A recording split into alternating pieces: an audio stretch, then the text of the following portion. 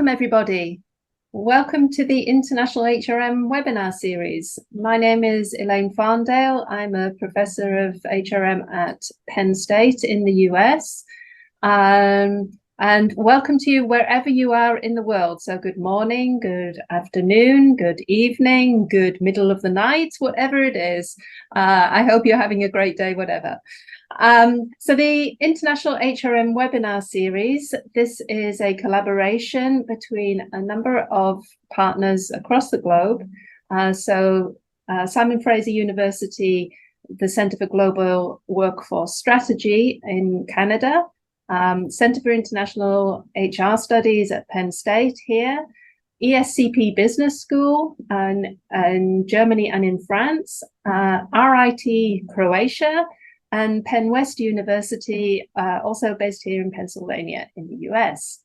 So as organizers, we've been working together for a couple of years now. I guess it's 3 years because all of this started in the pandemic when we wanted to be able to still connect when all our conferences were being canceled. We wanted to still continue to develop knowledge in the international HR field and hear important keynote speakers. So what better way to do it than Zoom and having these webinars? They've been a great success. We are up to webinar number 26. We've just had our usual break for a couple of months over the summer here. And so now we're fired up and raring to go with our next webinar. So we do have we do have a YouTube channel where we have the recordings from all of our webinars, and that information will appear in the chat for you shortly. We also basically we will be recording this particular session, and we will be sending you a link to the recording afterwards. So a number of people say, can you send me the slides? Basically, you can get the whole recording. So within a week or two of this presentation, it will be uploaded in YouTube. You'll get the link, and then you can use that in your classes. You can listen to it again yourself, share it with your students, your colleagues. Please let them know about this. So, just one other housekeeping piece before I get started. We have the Q&A activated for you. So if you have any questions, questions or comments, please put them in the Q&A rather than in the actual chat area. So without further ado, I'm now going to introduce our speaker for today. It's Professor Jaime Bonash. So Jaime is a full professor of management at University Carlos III of Madrid in Spain, and also a visiting professor at ESADE Business School in Barcelona in Spain. Jaime started his university career in the philosophy field, teaching logic and philosophy science at Carleton University in Canada. He later moved to the HR management area, a field in which he has been full professor of international HRM at Cranfield School of Management in the UK, holder of the DAAD Guest Chair of International Management at Göttingen University in Germany, and visiting professor at numerous universities and business schools in Latin America. This year, he was awarded the Johann von Spix Guest Chair at Bamberg University in Germany. So Jaime is an expert in international compensation, countercultural HR practices, and epistemology. His work has appeared in leading scholarly outlets, including Human Resource Management Journal, Organization Studies, Journal of World Business, Journal of Organizational Behavior, and International Journal of HRM, among others. His latest co-edited book, Global Mobility and Management of Expatriates, has been published by Cambridge University Press. So with those wonderful credentials, we're very excited to have Jaime speaking with us today. And the topic for his talk is using works of art to illustrate ways of knowing in international HRM. I would like to hand over to Jaime now for a brief introduction before he goes ahead with the actual presentation. Jaime? Okay, thank you very much. And thank you for your very, very kind introduction. And thank you also for your invitation to this prestigious series. And for me, it's an honor to be part of this highly selected group of international keynote speakers. The list of keynote speakers, I have to say that is very, very impressive.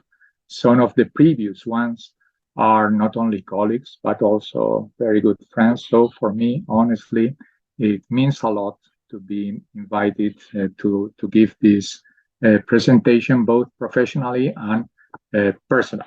And also as a scholar, I want to thank you for the amazing job that you as organizers are doing to help researching and teaching in our field.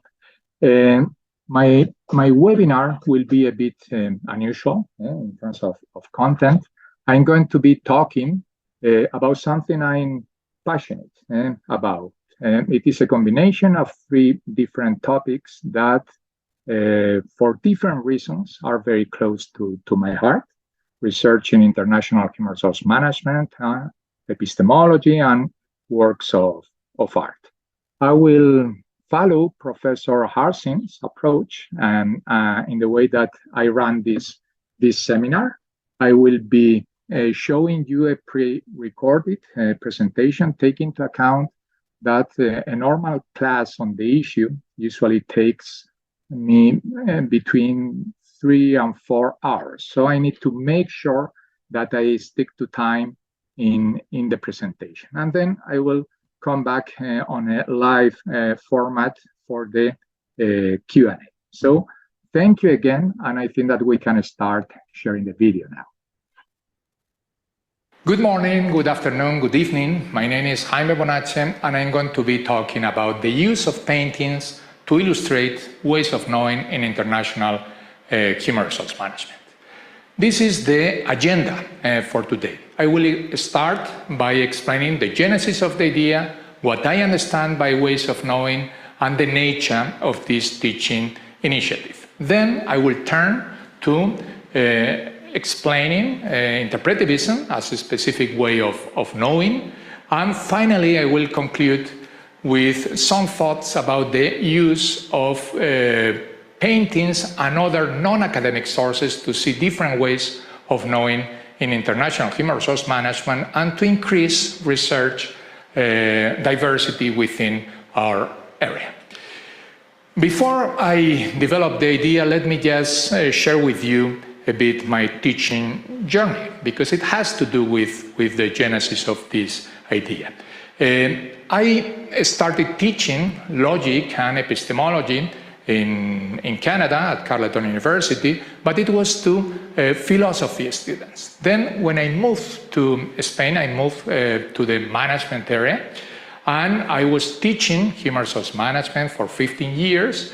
And in 2001, I was given the opportunity, working at ESADE, of teaching again epistemology. But in this occasion, instead of teaching that to philosophy students, I have to teach it to management students. What I basically did in that time was just to use the same material that I was using in Canada, but it was considered as too philosophical for the students. For me, it was fine, but for the students, to be honest, not that clear, not that interesting. So gradually, what I did was just to become more and more practical, and the students at the same time were happier and happier. But I was a bit frustrated because I couldn't use the philosophical sources that for me are very, very important in order to understand this, the nature of research methods. I remember that at that time I came across that quote from that book, Interpretative Qualitative Data by Dave Silverman. And in this book, he says basically that there are obscure philosophical terms such as phenomenology or hermeneutics. And if you try to understand them, my guess, he said, is that you will not emerge from the library for many years. So I assumed that perhaps I was trying to do something impossible, and it was better just to forget about that philosophical background. But some years later, being in Göttingen and visiting one of my favorite bookstores, I came across that book Ways of Knowing by Moses and Knudsen. And what caught my attention was, apart from the title, that it was a very nice one, that's why I use it in this presentation, was that they included one of my favorite paintings in the cover. I bought the book. I found that it was a very good book, but I was a bit frustrated because only a couple of paragraphs were devoted to analyzing the painting. But I learned that there was another book in this occasion by Michel Foucault that also had used that painting. And instead of talking or devoting a couple of paragraphs, he devoted the whole first chapter to analyzing a painting. And here is the genesis of the idea. And perhaps I can be using paintings to illustrate some ideas that otherwise are very difficult to understand. Before I explain the nature of this teaching initiative, let me just clarify what I understand by ways of knowing, because it can be understood in many different ways. For example, in one recent paper by the editors of the Academy of Management Journal, they are talking about publishing multi-method research in Academy of Management Journal. And the paper clarifies the different ways in which you can combine different methodologies within a single study. And they say that one of the challenges that you have to address in order to publish in that journal, when you are using different methodologies, is that they may be grounded in fundamentally different epistemological philosophies, different ways of knowing. And when they elaborate what they understand by ways of knowing, it's basically different deductive or inductive ways of reasoning. That can be understood by ways of knowing, but this is not what I will be understanding by ways of knowing. Instead of that, I rely on that very good paper, also by Gebhardt, in which, by ways of knowing, he understands different paradigms, the different assumptions, practices, agreements among the scientific community about reality and how it should be studied. And he explains, or he elaborates, that there are basically three ways of knowing: the positivist research, interpretivist research, and postmodernist research. And the teaching initiative consists of introducing each of these approaches using a painting. To introduce the positivist research, I use Joseph Wright, the painting from the National Gallery, an experiment on a bird in the air pump. To explain interpretivist research, I use Diego Velázquez's Las Meninas, and finally, to explain postmodernist research, I use a modernist painting, Pablo Picasso's El Guernica. What is important to emphasize is that these are very famous paintings, and this is important, as we will see, in order to illustrate some of the epistemological ideas. And I just focus not on explaining the technical or formal aspects of the paintings. I'm not an art historian, but I use them as a kind of excuse in order to introduce these different views. So it's just an introduction, and it should be complemented by the reading of many theoretical and empirical papers. In this presentation, I will just illustrate this teaching initiative, focusing on the second one, on explaining interpretive research by means of a painting, or using as an introduction, better to say, a painting. When we are talking about interpretive research, it's important to clarify what we understand by that, because there are many versions of interpretivism. Using this notion by Wittgenstein of family resemblance, I mean that interpretivism is like a family in a way, that there are many features that they share, that the different members share in common, but it's almost impossible to identify one specific feature that is shared by each member of the family. So it's important to clarify what type of interpretivism we are talking about. And in my case, I'm particularly interested in classical phenomenology, the one which is associated to the works by Husserl, Heidegger, Wittgenstein, and Ortega. Before I explain interpretivism, the students have already analyzed, as I said, positivism. In principle, or in the first place, I explain the different principles of positivism, the nature of reality. There is a reality up there of regularities which are totally independent of the observer. Knowledge is about relationships among a constellation of variables. Gap spotting is the proper way or the right way to construct research questions, and the researcher needs to be detached, objective, and totally neutral. And that is applied to both quantitative and qualitative research. Then I explain the different ways of knowing, of creating knowledge in positivism, in qualitative research. It can be for theory building or theory elaboration, and you can be using grounded theory or analytic induction. The outcome, that is always an explanation in the form of textable hypotheses or general patterns. And in the case of quantitative research, is about just adding different variables. And this is the independent variable, this is the independent, the mediator, the moderator, and basically is used for theory testing.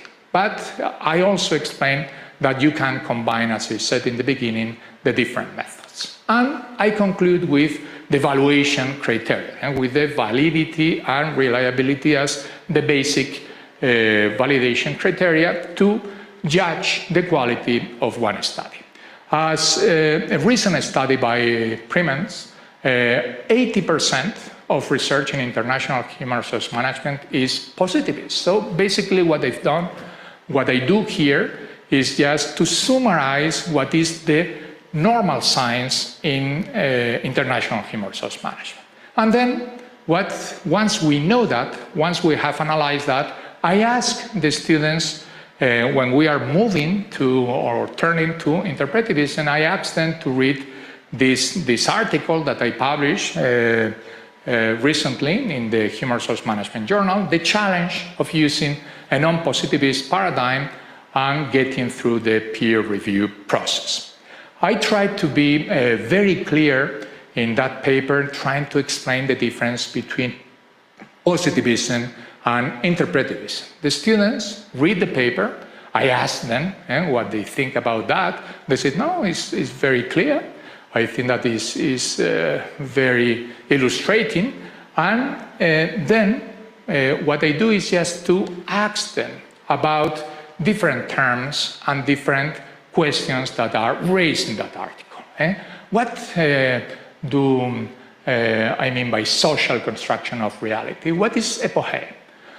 What is the difference between understanding and explaining? What is problematization? How different it is from gap spotting? How is knowledge created in interpretivism? What is the role of context? And what are the quality criteria? And then they realize that they don't have a very deep knowledge of the difference between positivism and interpretivism. And the teaching initiative basically consists of explaining these issues that I said are hard probably to understand to people with a positivist background by means of this painting, by means of Las Meninas. I start introducing the painting. This is a very famous painting. It was painted in the 17th century by Diego Velázquez in a BBC documentary that I play in class. Is defined, they say that it's often being described as the world's greatest painting. This is always debatable, that the painting in particular is the best one, but it is beyond any doubt that is the most famous painting from the Spanish Golden Age. My goal is not to explain, as I said, the technical or formal aspects of the painting, but rather to explain the different terms and questions related to interpretivism by means of this painting, and in a gradual manner. I start by explaining what I understand by social construction of reality and what can we understand by epoche. And this is the first part of the explanation. In order to do that, I remind students of the painting that we used when we were talking about positivism. The painting by Joseph Wright, an experiment on a bird in the earth pump.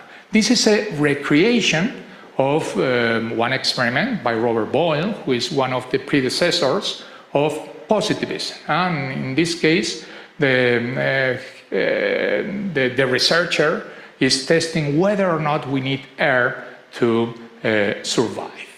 In class, we have analyzed in detail all the different characters included in the paper and what is going on in that painting. But here, I just remind the students of that specific individual who is someone who represents the right attitude that we need to have within positivism. In contrast, for example, to the lady, to the girl who is on the right, who reacts in a very emotional manner to the experiment, or to the couple on the left of the painting, who really simply do not care about what is going on. They seem to be in love and or focusing on a totally different matter. Here, the researcher is like detached, neutral, and value-free. And this is the attitude that he's supposed to do. He even has his watch out, probably timing how long the bird has left. So reality is objective, tangible, single. Everybody will get the same results by standing in the same position and measuring the same thing. And what I ask the students is just to bring this logical positivist observer, and I ask them to assume his role and to describe in a detached, neutral, and value-free manner what they can see in Las Meninas. I explain to them that we know who the different characters in this painting are, because there was also a painter, Palomino, some years after Velázquez died, and he knew, or he found out who the different characters are.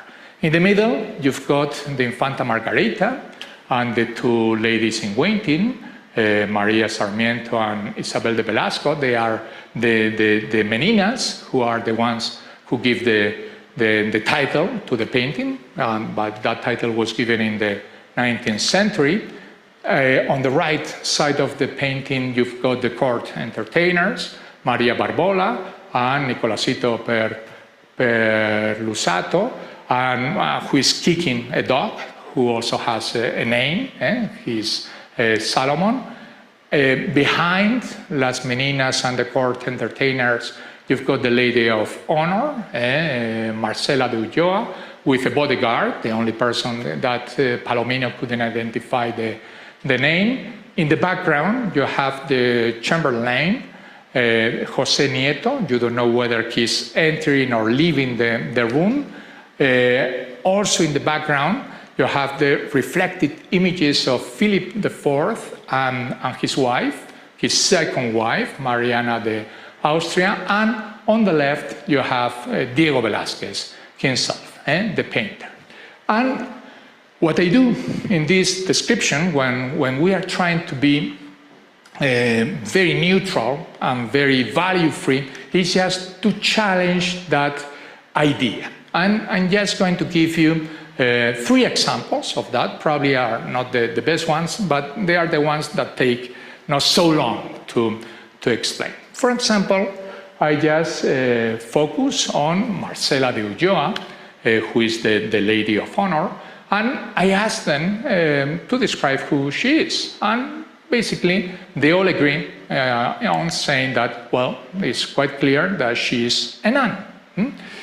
But, however, she's not a nun. She's a widow, right? Because at that time, when women from the nobility died or became widows, they used to be dressed as nuns. So someone from that time will see a widow while we are seeing a nun. Another example, and this is very interesting, is the court entertainers. For example, when I explain that in Germany, everybody says, well, that's quite clear. They are kids, right? And they are kids who probably are supposed to be playing with the infanta. But when I teach that in Spain, the Spanish students immediately, I said, well, they are kids, right? And they say, no, they're not kids, they are dwarfs. And I asked, how do you know that, right?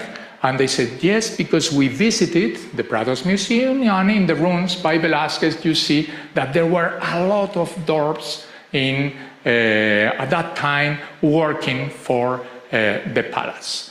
And the last example that I can give you is these 2 paintings that are in the background.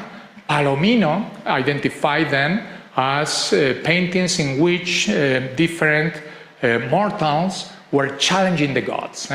One painting by Rubens and another painting by Jordaens. And I remember one student who came to me and she said, well, I went to visit the museum and I couldn't help seeing the paintings by Rubens and Jordaens when I was just looking at the Meninas, and my mother couldn't see anything of that, right? And this is a perfect example of what Stephen Toulmin described as theory-laden observation. Our observations are colored by our experiences, our readings, what we have learned in the past. So in summary, what you have is that if you compare the nature of reality in positivism with interpretive research, we don't have that reality is objective, tangible, single, but instead of that is socially constructed. And this is the term that is used to summarize the idea that what we see, what we observe, is partly shaped by our context, by our interaction with other people, by our past experiences. Or the human world is always a live world, and that's not single but multiple. And so this is very important, and knowing that the right attitude is not just to be detached, neutral, or value-free, but rather what they describe that the attitude should be that of epoche, right? I mean, that the temporal suspension of our assumptions, our ideas, our preconceptions, so that we can get to understand the point of view of other people. And the key goal is just to develop rapport and empathy. Once we know that, we can move to explaining what is understanding and problematization. And in order to explain that, I go back to the painting, to Diego Velázquez, and I ask the students to describe what we observe or appears to us about Velázquez. And they start describing it, and they say that, well, Here, what you can see as he's standing a little bit back from his canvas. He's got a cross on his chest. He's very well dressed as a gentleman, and sooner or later, someone says that probably he's just finishing the painting, or perhaps he hasn't started yet. And we don't know that, right? Because we see just the back of the canvas, but we don't see what he's really painting. So the question is, what is the painter painting in this painting? That's something that we cannot see, and we are forced to interpret that. And this is the key idea of interpretivism. The study goal is understanding, is just to see the world through the eyes of the people that we are studying. And what we get are not these laws or patterns, but are meanings. In order to provide an answer to that question, what is Velázquez in this case painting? In this painting, there are multiple interpretations. And here I simply rely on Professor Brown from Princeton University, who says that there are basically three main interpretations: the realist, the postmodern, and the contextual. And that's very useful, as we will see, to explain interpretivism. In the realist interpretation, what they say is that Velázquez is just looking at his painting, so to speak, Las Meninas, and he's trying to capture a moment in the life of the palace. All the literature here, all the different interpretations focus on the comparisons to a photographic image and what's going on within this painting. And we spent some time explaining that, what were the characteristics that the painting were supposed to be having at that time, and what is going on. For example, in one interpretation, they say that Velázquez is painting the Infanta, and some moments before, she has asked for something to drink, and this is what the Meninas is offering her. And then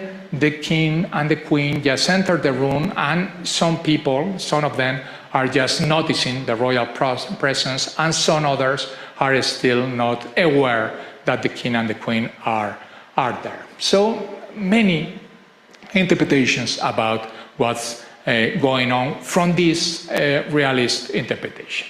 And then there is a second one, which is the postmodern interpretation. That is the one by Foucault. And he broke with the idea that we should be focusing on the subject or what's going on, but he just described the painting in terms of what he called the classical mode of interpretation. What he says is that Velázquez is not looking at the Infanta, but he's rather looking at the king and the queen. He's painting what the king and the queen are seeing while they are being painted. And the important thing is that he uses that as an excuse to include many of his epistemological ideas, because he says that at that spot that he's looking at, there is the object, the kings and the king and the queen, the subject, who is the spectator, you are in the same position, in the same spot, and the agent, the real Velázquez painting the paintings. And he uses that as an excuse just to question the idea of the nature of truth as correspondence, different epistemes, and he included a whole new way of talking about the painting. With this, we are already in a position to explain another notion. We are focusing on trying to understand what we are just trying to see the world through the eyes of the person that we are studying. And of course that we have some pre-understandings, which are the realist one, the ones that we know. And what we do is just to question some of the assumptions. And this is very, very different from the gap spotting way of doing research. Here we are not just filling a gap, there is enormous literature about the subject, but we are just questioning some of the assumptions in the existing literature. And what we do is just, instead of building on an established body of literature, what we do is just to disrupt that established body of literature, which is what Foucault did in this case. Once we get there, we are in a position to move on to perhaps even more difficult questions about interpretivism. How is knowledge created? What is the role of context? And what are the quality criteria? Regarding the way that knowledge is created, we just see and we review the process that we have followed. We started focusing on a phenomenon, there is a pre-understanding, we use problematization, and we get to a new interpretation. Following the example, Velázquez is not looking at the Infanta, but he's looking at the kings, right? But, however, what we have in this new interpretation is that some puzzles remain. For example, I just go back to the painting and I ask them, how old is he? The students basically always guess that he's relatively young. He's between 30, 40 years old, and no older than 40. But in reality, what happens is that this painting was very late in his career, but he was at the height of his powers. He wanted just to include in this painting all his knowledge, experience, and intellect. And something that is interesting is that Velázquez had a reputation of being very naturalist. I mean, just to depict people as they were in reality, right? And you could see that in many other paintings since his time he was very young, and until when he was in Seville, when he was traveling to Madrid. And the question is, well, if he had this reputation of depicting people as they really are, including the king, how is it possible that he depicted himself as a young person? This is something that we need to explain. And another thing is that how can he make a big mistake? At that time, painting was defined as the art of perspective. And in his library, for example, you see that there are many books in Velázquez's library about geometry, arithmetics, and that was a very important component in the training of a painter. And there is that very, very interesting paper by two North American researchers in which, using all the knowledge from that time on geometry and Velázquez, the one that he knew, the spot, the blind spot that Foucault was describing cannot be, or the king and the queen cannot be there, right?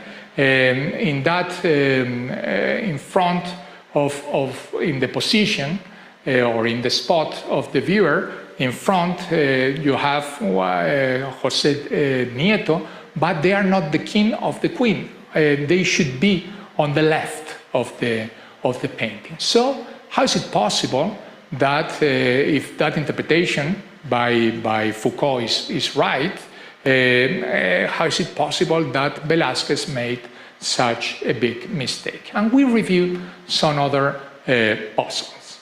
But the important thing is, okay, the goal is how to make these puzzles less surprising. And then what you have is that in interpretivism, what we aim is at describing how a given person, in a given context, makes sense of a given phenomenon. And the context is not a limitation, as in positivism, but is a shaper of meaning. So what you need to do in order to clarify some of the puzzles is just to collect more data to find some missing contextual factors and to get to an alternative interpretation of the phenomenon. And once you have that alternative interpretation, probably the puzzles are less surprising. This is indeed what some authors do in order to make the interpretation. Look at the questions that they make. What are the main challenge painting faced or Velázquez faced in his time? What were the people, who were the people who influenced him? What were his ambitions? What was expected of an artist of a time? And they focus on what is specific, unique, and deviant. And this is very different from the emphasis on the generic, average, and representative of positivism. So here, the important thing is just to focus on what is specific, unique, and, as I said, deviant. And following that approach, there is a third interpretation that this painting is a demonstration on the nobility of painting. Velázquez is not looking at the king and the queen. He's not looking at the infanta, but he's looking at the viewer. And he's just showing the viewer, who is in the position that the real Velázquez occupied when making the painting, what it takes to make a painting that is an intellectual activity and is producing something eternal. He will be there for years and centuries, while the viewer probably, there will be different viewers, which is a way of saying that a painting is eternal. And you can explain why he's young, why he included all these paintings of mortals challenging the gods and many other components that were very difficult to explain following an alternative explanation. So the key issue here is, how do we justify this alternative interpretation of the phenomenon? What do we do, right? If we just follow the positivist approach, we will be talking about validity, external validity, internal validity. We will be talking about reliability. But here, there are not relationships among variables. It's not a question of saying, well, can this explanation be extrapolated beyond the sample, or is there a cause-effect relationship among variables? But the question is rather the extent to which our interpretation corresponds to the way that the individual that we are studying saw the issue.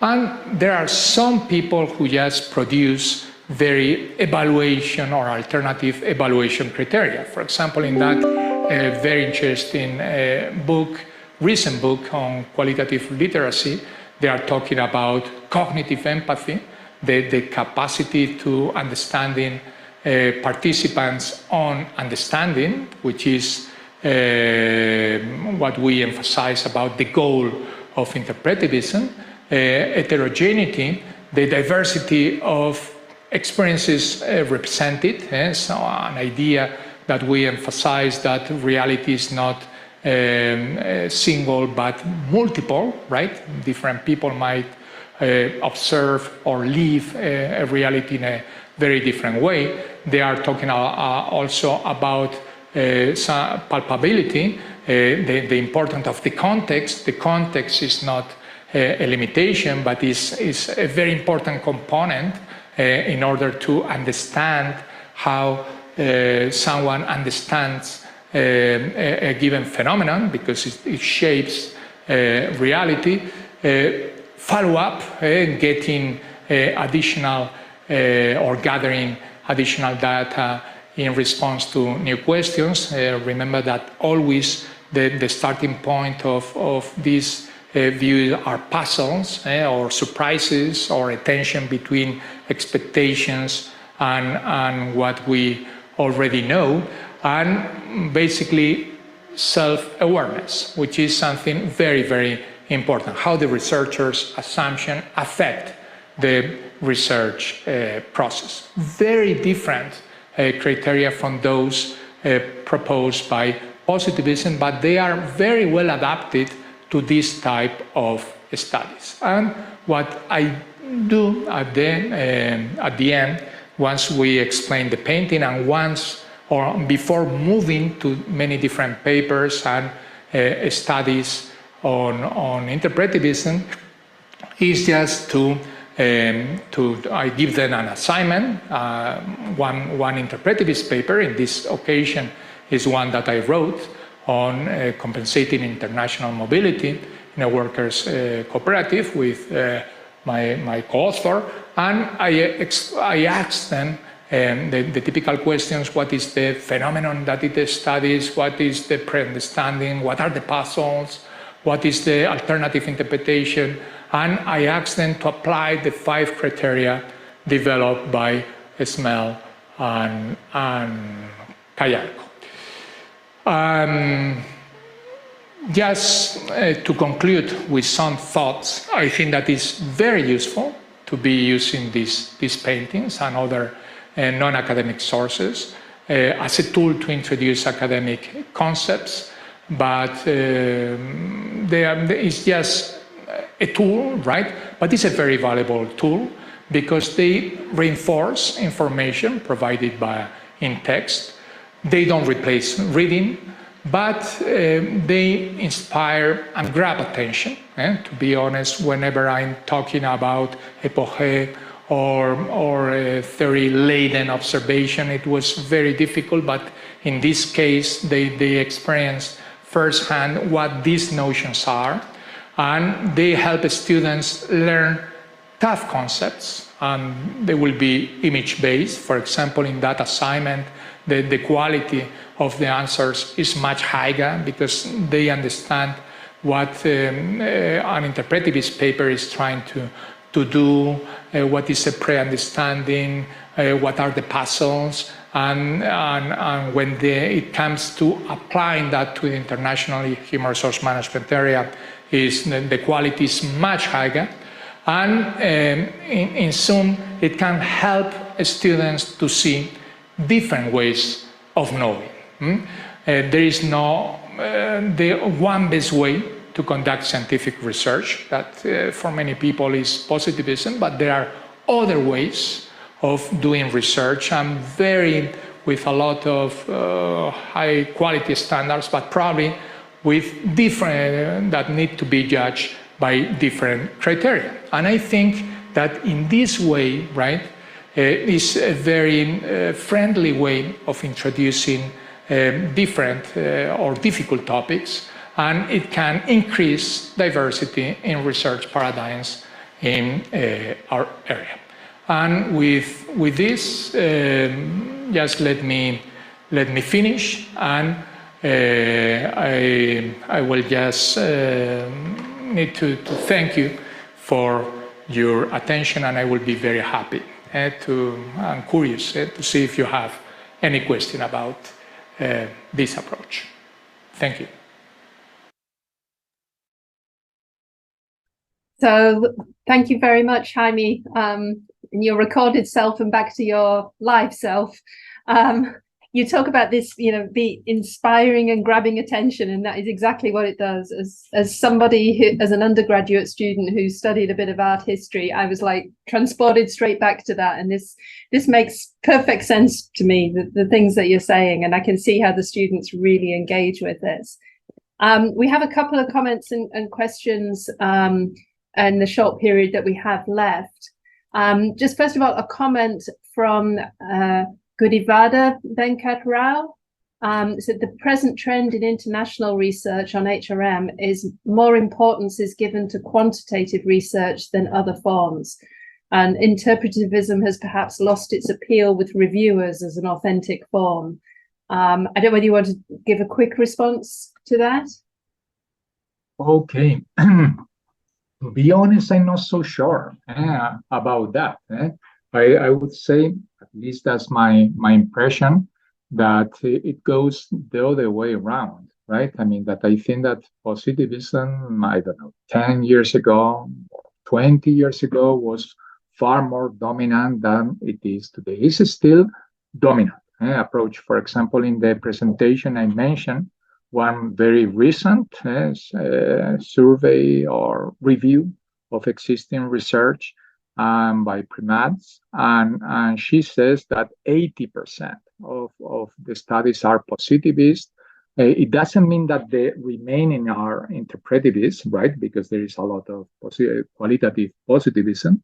But I think that there are more papers interested in interpretivism that it used to be the case 50 years ago. At least that's my impression, right? But that will be something very interesting to conduct, a comparative study, just showing that what is the real trend in that sense.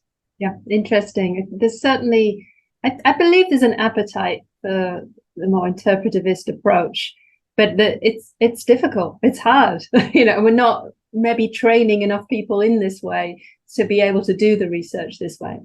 Another question that's been raised, you've been highlighting some of the key differences between positivism and interpretivism.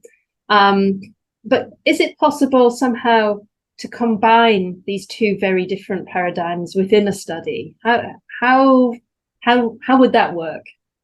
Okay. This is a great question. This is what is understood as multi-paradigm research, right? I mean, not multi-method, but multi-paradigm research, which is something different. And it's debatable, right? I mean, some people think, for example, in the typical typology by Barrell, Morgan, that they said, no, it's not possible because they are incommensurable and they follow a kind of isolationist position. Each community needs to be working on their own paradigm. Some people find, like Jeffrey Pfeffer, that it's not only that it's not possible, but it's not desirable to combine paradigms. And well, that's his position that is different from mine, right?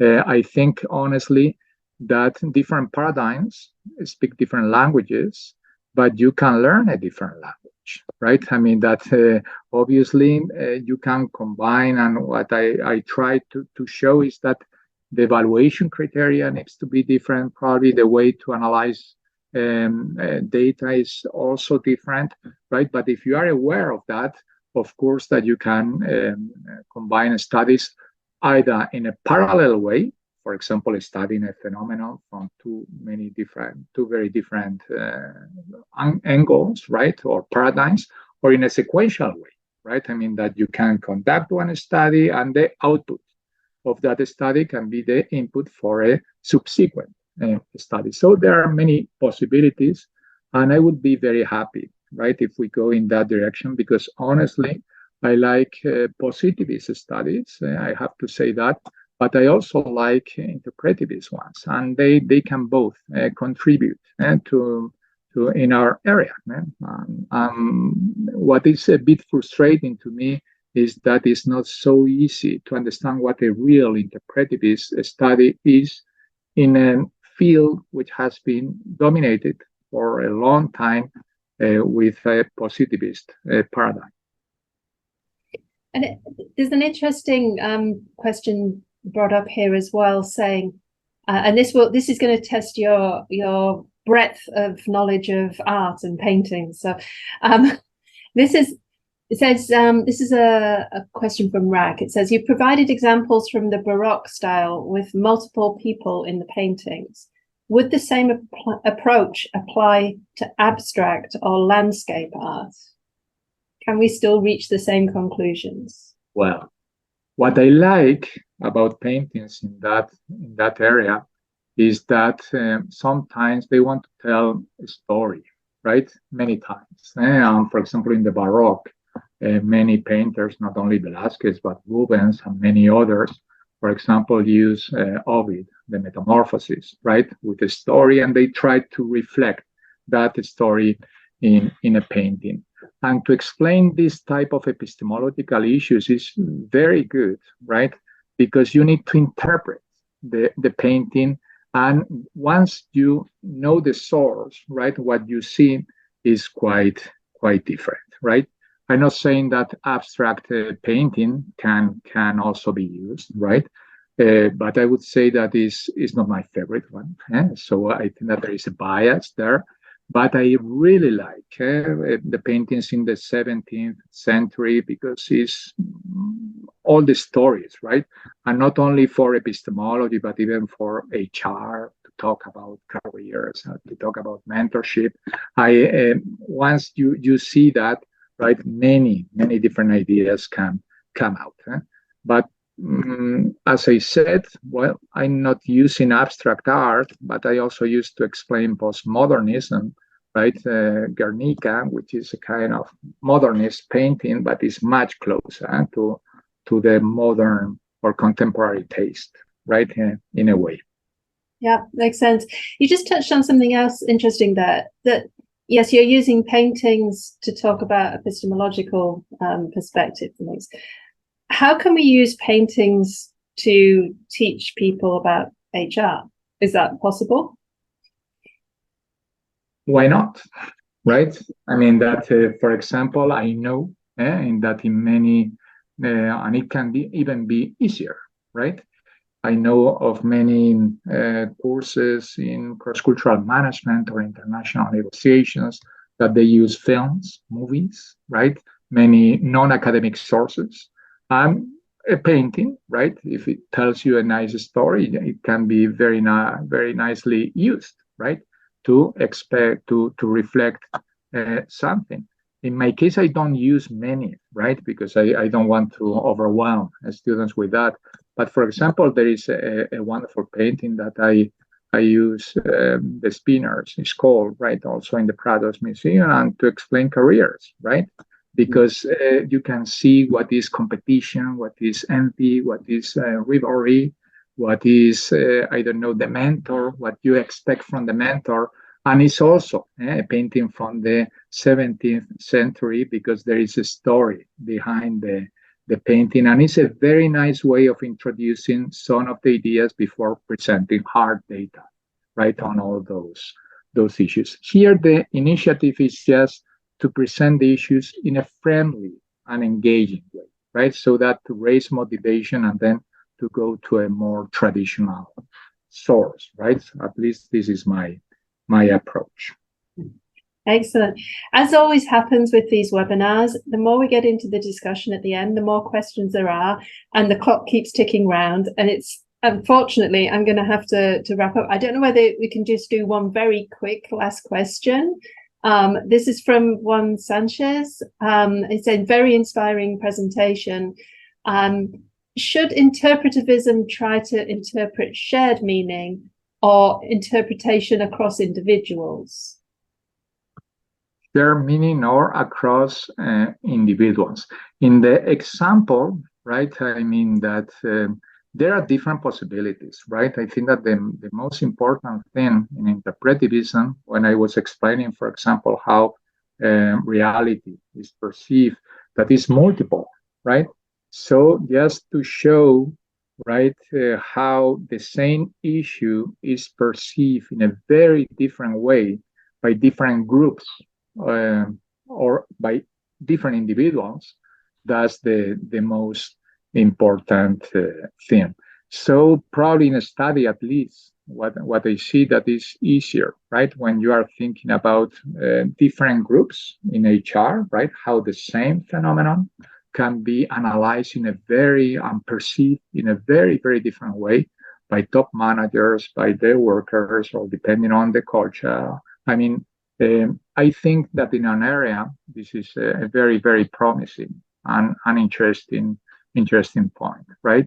In the example that I was just giving you, it was very surprising to me that the same issue is perceived in a very different way by people from a different cultural background, right? So the same session and the similar students are seeing something totally different because of their cultural background. So they are perceiving in first-hand experience, right?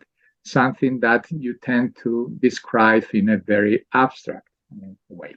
Yes, yeah, that makes sense. I'm sorry, we're going to have to stop it. The questions are rolling in, and there's some great things I'd love to raise, but we are going to have to wrap up at this point. So thank you once again for a very inspiring webinar today, Jaime. Just for everybody who's joined us today, thank you for coming along. As we said, the recording for of this webinar will appear on our YouTube channel, and hopefully the link to the YouTube channel should be appearing in the chat. I also wanted to let you know about the next webinar, which is taking place on the 26th of October.